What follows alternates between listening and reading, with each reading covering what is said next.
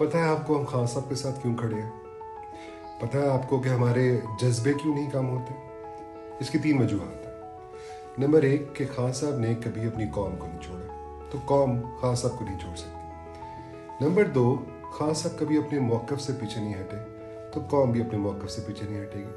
اور نمبر 3 خان صاحب کبھی ملک چھوڑ کے نہیں بھاگے، تو قوم ان کو چھوڑ کے کیسے بھاگ سکتی ہے؟ اس لیے جان اللہ کی، ووٹ خان کا۔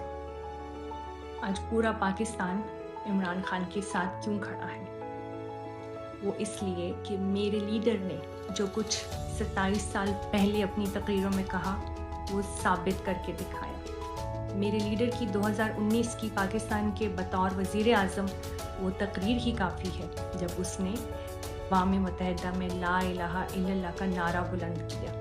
میرے لیے یہی فخر کرنے کے لیے کافی ہے کہ آج جب فلسطین اور اسرائیل کی جنگ ہو رہی ہے تو فلسطینی مسلمان میرے لیڈر کا نام لے لے کر پکار رہے ہیں۔ میرے لیڈر نے پاکستانیوں کو اقبال کی خودداری کا مطلب سمجھایا۔ میرا لیڈر آج جیل میں قید ہے، لیکن ڈیل کر کے بزدلوں کی طرح لندن جانے کے لیے تیار نہیں ہے، کیونکہ اس نے اپنی قوم سے وعدہ کیا ہوا تھا، میں مر جاؤں گا لیکن اپنے اصولوں پر اور خودداری پر سمجھوتا نہیں کروں گا۔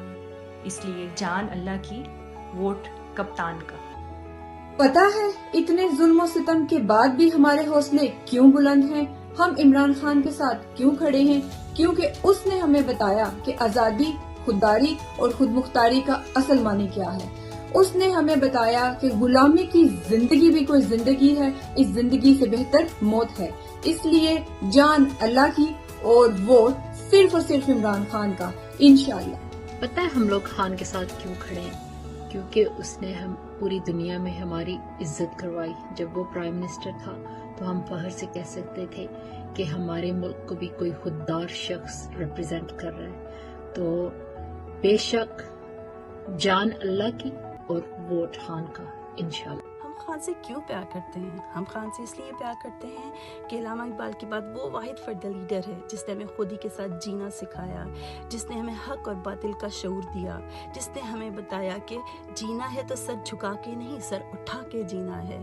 تو اسی لیے ہم کہتے ہیں جان اللہ کی، ووٹ عمران خان کا۔ ایک باشعور انسان خان کو سپورٹ نہ کرے تو کیا کرے؟ آنکھیں بند کر لے، دماغ بند کر لے؟ نہیں کر سکتا۔ یہ وہ انسان ہے جو بادشاہ کے دربار میں جاتا ہے نا تو وہ کہتا ہے کہ میرے جو بندے آپ نے پکڑے ہیں وہ چھوڑ دو، پیسے نہیں مانگتا۔ یہ وہ انسان ہے جو کہتا ہے کہ کوئی بھوکا نہ سوئے میرے ملک کے اندر۔ یہ وہ انسان ہے جو کہتا ہے جو دور دراز کے علاقوں سے سٹیز میں لوگ آ کے کام کرتے ہیں، کھلے آسمان کے نیچے نہ سوئیں، سیف نہیں ہے ان کے لیے۔